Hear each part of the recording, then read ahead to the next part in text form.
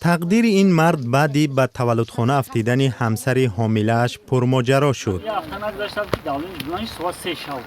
شیرعلی غلاموف ساکن دهه اوزناخوری ناحیه بلجوان 9 فوریه همسرش را به تولدخانه شهر کولاب آورد.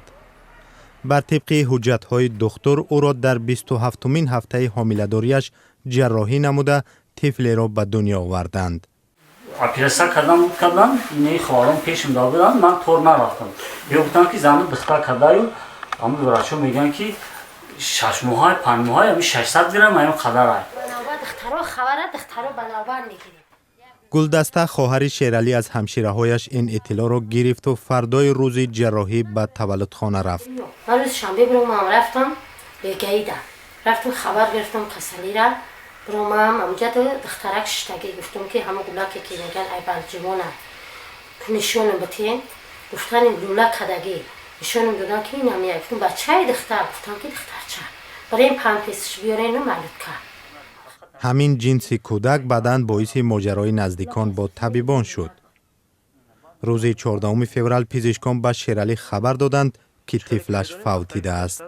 همودا که می پیچونا میورا دستم دمی طرف میبرم خونه دا میبرم روی میکنیم نگاه میکنیم میگیم دختره او چم نگاه میکنه خیلی دختر نیسته بچه اینه چکشو همی تو خیلی چه دختره بعد نوفش میبینیم نوفش قاق شده همین نوف اینیم قدر درست نوف قاق شده خیلی بعد روزه 3 روزه آیا خودی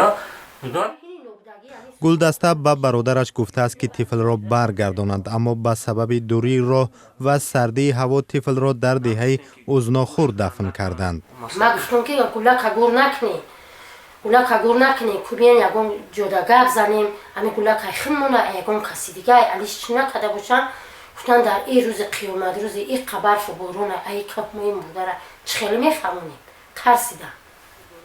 نهایت اولتی زن بینیویت وزین بود برای همین مهتابی سنگاوه طبیب است که این طفل را از راه جراحی از بطن مادر گرفته است.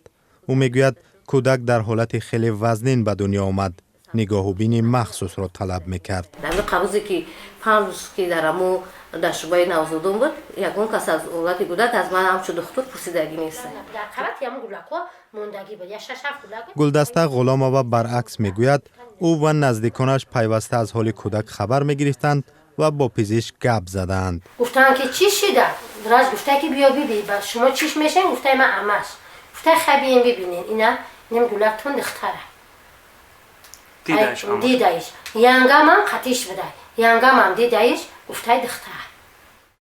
در حجت‌های پزشکی آمده است که طفل زنده به دنیا آمده 600 گرم وزن داشته است و جای جنسش مرد نوشته شده. خانواده‌اش نپرسید من نمیدونم ممکن که از یگون دهن یگون سانیتار کش نیدگن یا که یگون نمیدونم مگه جوش نیدگن من هیچی گفتن برای که من نگفتم این گپا برای حتما پرسیدگی نیستن. این اصرار طبیب به نظر می رسد برای پدر طفل پاسخ قانع کننده نیست چون که او به این باور است که طفل بیگانه را دفن کرده است. بیو که ما حوض خجالت میکشیم که ما محافظت کردن نتونستم بوده کردن برای طفل خیلی در دست کسی هم باشه زنده باشه ما بفهمم زنده گپ نیست. این عائله از بلجوان از روی اعمال پزشکان به دادستانی شهر کولاب میخواهند شکایت ببرند و گره‌های قضیه طفلشان را باز کنند و سوالهای خود پاسخ گیرند. با خونی خودم بود تون زن در بالنسای بود نام در این گروه جواب کنم. خلاص شده